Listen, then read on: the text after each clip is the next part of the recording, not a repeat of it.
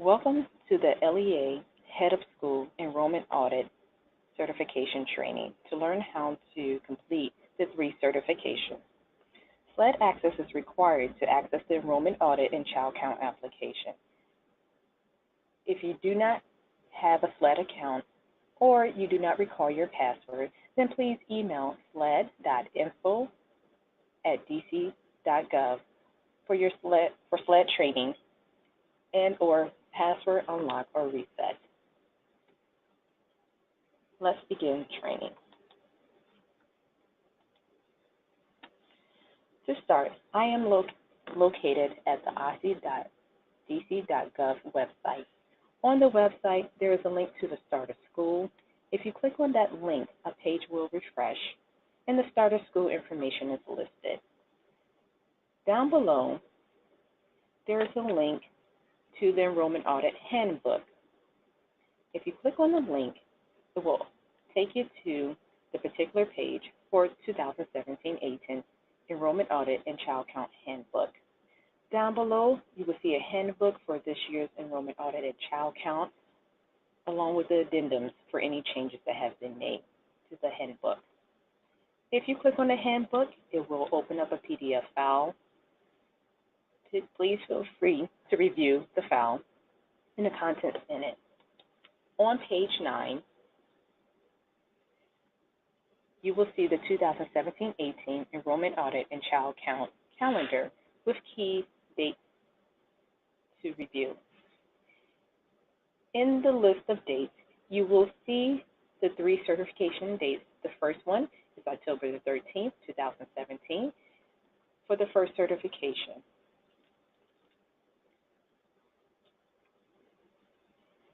The second certification is November 20th, 2017. And the third certification listed is December the 15th. So let's learn how to log into the application. The quickest way to get to the Enrollment Audit and Child Count application is to go to the SLED website at sled.ossie.dc.gov. You do not have to log in to access the website. Simply click on Related Sites, and down below is the link for Enrollment Audit and Child Count application. Click the link, and it will open up the website for the application. Type in your SLED username and password.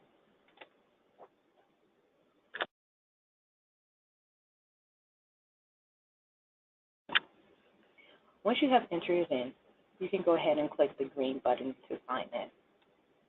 For purposes of training, I will be in a training application. When you log in, you will be presented with the dashboard for the Enrollment Audit and Child Count application. Your LEA name should be listed here, and all corresponding schools associated with your LEA will be listed here. It will include your non-publics. For more information on how to use the application in its entirety, please go to the menu in the upper left-hand corner. And down below is an LEA user guide. It is a PDF file that you can download and review at your leisure. For the purposes of this training, I will focus in on the certification. When you click on a link, your LEA name should appear. Then the certification type drop-down menu should be available to you. Keep in mind the certifications will only appear on the date of that specific certification. As a reminder, on October 13th, starting at 9 a.m. until 5 p.m., Certification 1 for the unaudited enrollment and child count anomalies acknowledgement will be available. On November 20th, starting at 9 a.m. to 5 p.m., Certification number 2, Unaudited Enrollment and Final Child Count, will be available for you to select. Finally, on December 15th, Certification 3 for Final Audited enrollment numbers will be available from 9 a.m. to 5 p.m. In the training database, you will see all three listed currently, since we will walk through each one. I'm going to go ahead and select certification number 1, unaudited enrollment and child count anomalies acknowledgement. When you click on that option, the page will refresh to show the corresponding card for certification 1.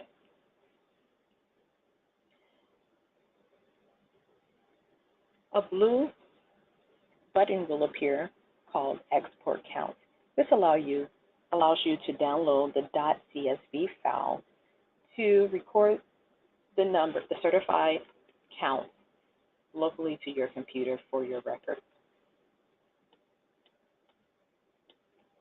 If you click on it, you do see that CSV file download locally to your computer.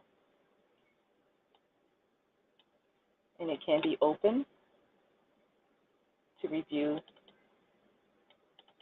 your breakdowns and the certified count for the corresponding breakdown. Next is a card. It shows you the total enrollment numbers by the various categories. The first one is the UPSFF that gives you the total number of students who qualify for the UPSFF for certification number 1. Followed by the duplicative enrolled students. Those are students that have 2 stage 5 enrollments. Essentially, 2 schools are stating that the student is attending their school and receiving educational services. The next bucket is the non-public students. Those are the students who they're attending schools in non-public since they have been placed there for attendance. Next are the number of students attending your LEA that are tuition paying. And the last category here is the non-DC residents, and that shows you the number of students that are not considered to be a DC resident. Below, for your total enrollment, you see the total number and the count corresponding. The next card shows the UPSFF grade level. This card will only show the grade levels that your LEA serves. And you will see the corresponding count for each grade level offered by your LEA. Keep in mind, if you are LEA that serves only students with disabilities, you would have a grade level called SPED, and those students will be counted in that particular category. Also, if you are a LEA that serves ungraded students, then OSSI will calculate their age and put them into the corresponding grade level based on their age as of September 30th. The next card is the Special Education UPSFF population. This gives you a total number of students with disabilities count broken down by their SPED level. The next card shows the Special Education Residential UPSFF population. This shows the number of students that are attending a residential school at the LEA, and it shows the students with disabilities by their SPED levels. If you do not have a residential school, then the numbers will be 0 for your LEA.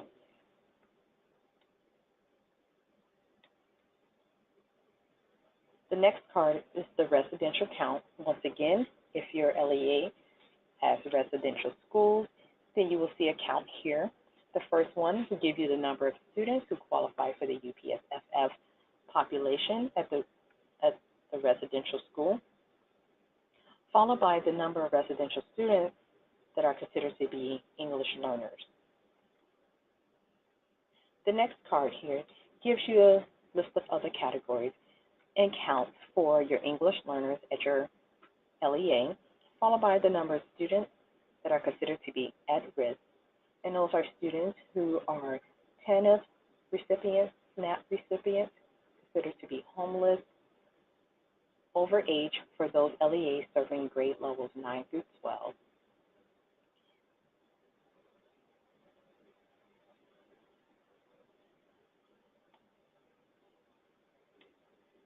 And the last part of that card is the total child count anomaly. These are the number of errors or anomalies for students who could qualify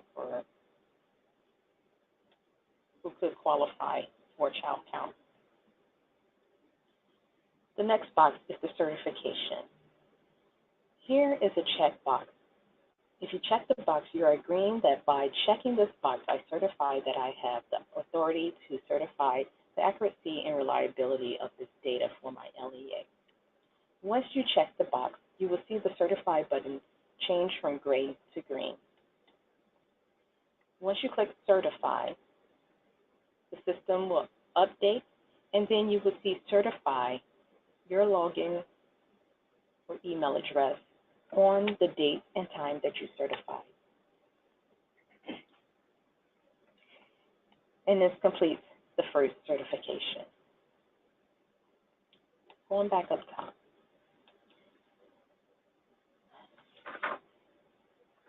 Let's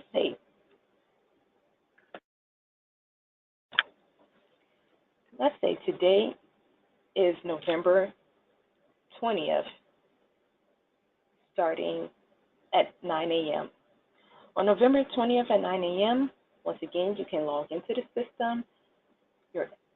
Come down to certifications. Your LEA should be listed.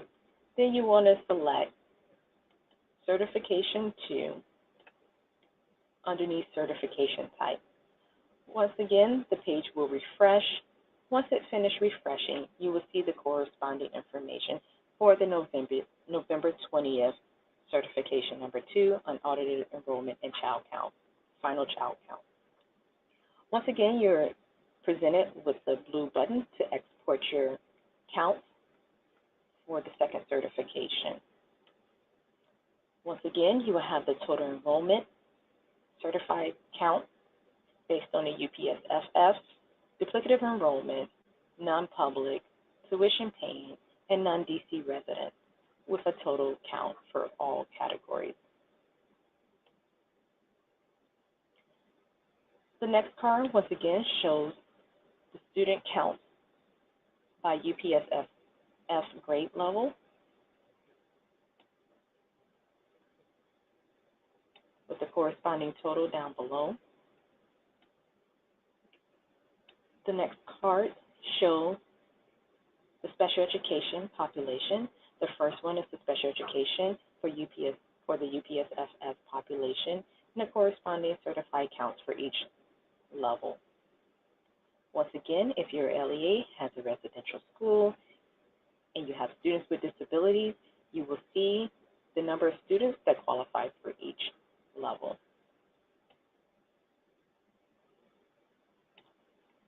Next, you will see the residential card and the corresponding counts for the residential UPSFF population, followed by the English learners.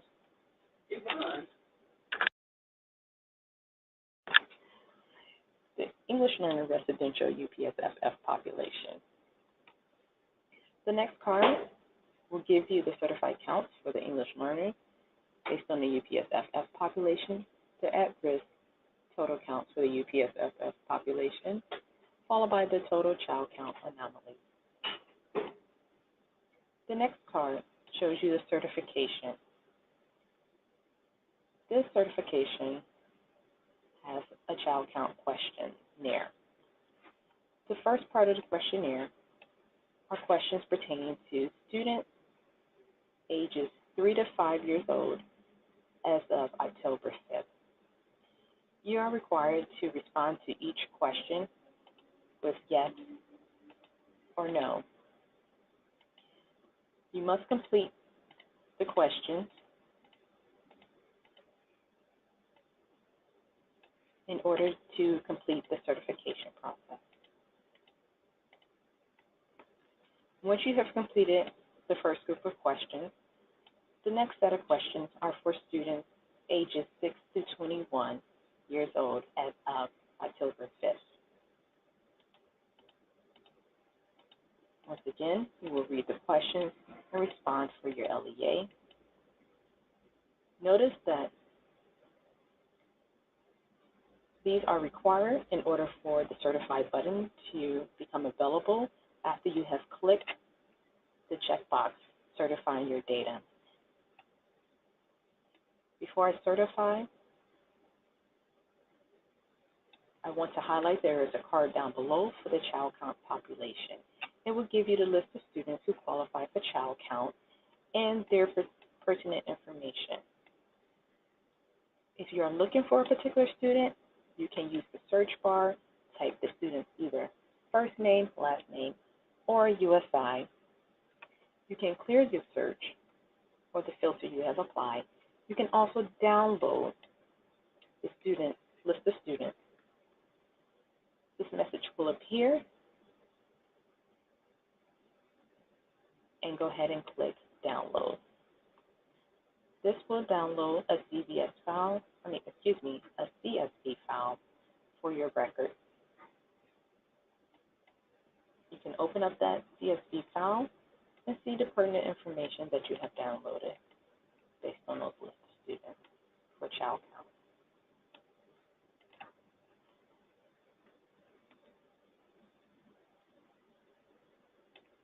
Once you have reviewed all information and completed it, you would check the box and go ahead and click the Certify button. Once you have certified and the page has refreshed, up top in the certification card, you will see that it has been certified with your email address on the date and time that you certified the data. And that completes the certification number 2.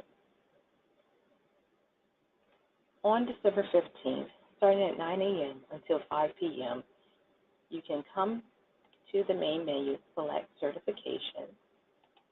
The page will open, and you will be able to select certification type.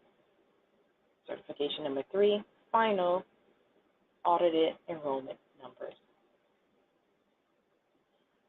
Once the page finishes refreshing,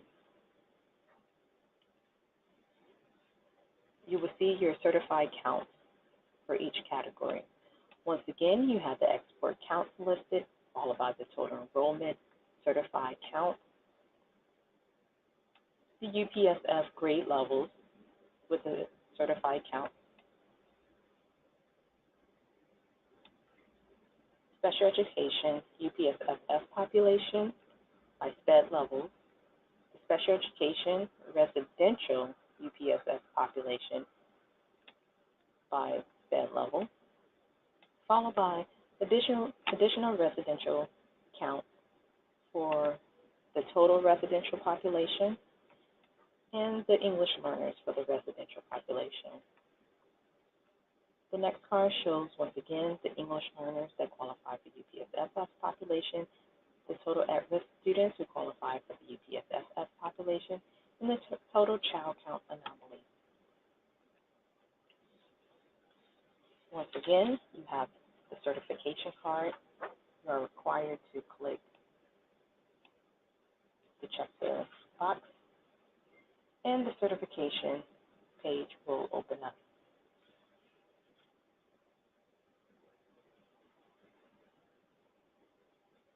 And you will click Certify. Once you have certified, once again, you should see your email address listed here on the date and time that you certified. I need to clarify one point here. Students who are considered at risk are the students who are considered to be homeless, identified as TANF recipient, a SNAP recipient, a ward of the state, or considered to be over age in grade levels 9 through 12. Once again, that population are students who are considered to be homeless, TANF recipient, SNAP recipient, a ward of the state, or considered to be over age in grade levels 9 through 12 by 1 year. This concludes the Enrollment Audit and Child Count certification training. Thank you for attending, and have a great day.